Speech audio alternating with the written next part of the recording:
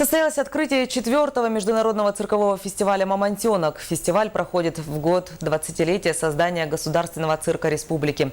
На манеже бриллиантового цирка Якутии ребята представили свое исполнительское мастерство зрителям и жюри. Оценила талант участников фестиваля и Анастасия Данилова.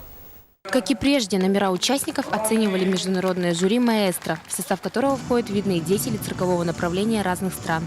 Генеральный директор бриллиантового цирка Якутии Сергей Расторгуев отметил, что данный фестиваль открывает новые горизонты цирковому искусству. Якутский цирк развивается, создаются студии и цирковые сообщества, а фестиваль «Мамонтенок-2014» является устойчивым молодежным движением.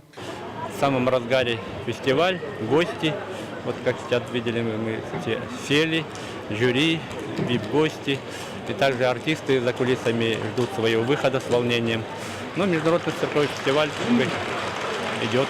В этом году границы фестиваля значительно расширились. Впервые к нам приехали гости более чем из 10 стран мира, а также из разных городов России. Артисты мировых цирков представили свои конкурсные программы на радость детям и взрослым, а эквилибристки из Монголии покорили сердца зрителей города Якутска. С того момента, как мы сюда приехали, мы сильно подружились с другими участниками. Мы не знаем, выиграем ли мы, но верим и надеемся на победу.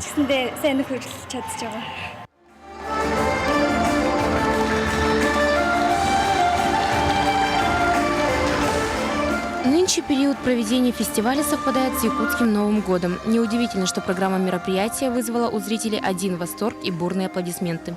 Ценители циркового искусства этим вечером радовали непревзойденные мастера в своих жанрах.